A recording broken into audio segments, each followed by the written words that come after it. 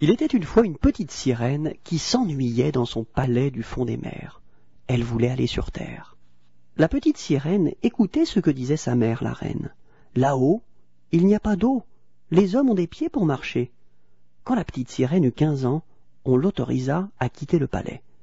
Elle nagea longtemps vers le soleil brillant. Elle arriva enfin à la surface, juste à côté d'un grand bateau blanc.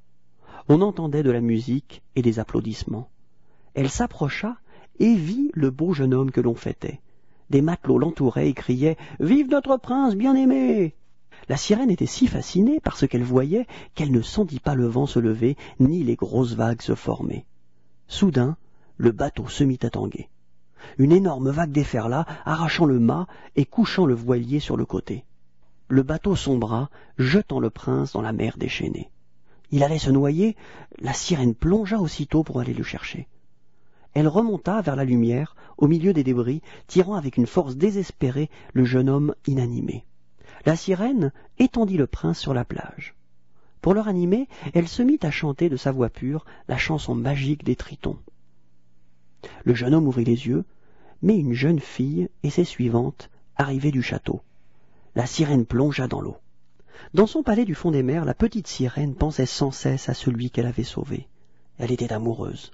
« Mais comment pourrais-je aller à terre ?» songeait la malheureuse. « Je n'ai pas de jolies jambes pour me porter. » Un jour, la petite sirène se décida. Bien qu'elle en avait vraiment très peur, elle devait aller voir la sorcière des mers. Celle-ci ricana. « Je sais ce que tu veux, des jambes pour marcher, courir, danser. En échange, tu me donneras ta jolie voix. » La sirène but le philtre que la sorcière lui tendait et s'évanouit. Quand elle se réveilla, plus de queue de poisson. Devant elle se tenait le prince, une robe à la main. « Vous devez avoir froid. Mettez donc ceci et venez au château avec moi. » Le prince gentiment installa la sirène au château.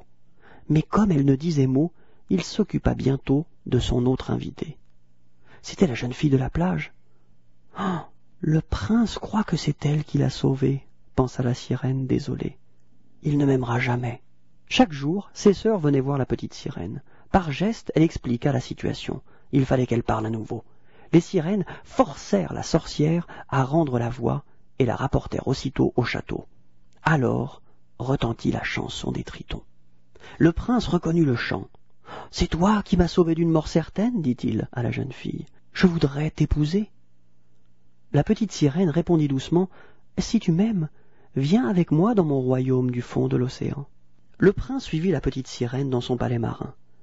Et de mémoire de Triton, on ne vit jamais de mariage plus réussi. Les jeunes époux eurent beaucoup d'enfants, Sirène et Triton, et vécurent heureux toute leur vie.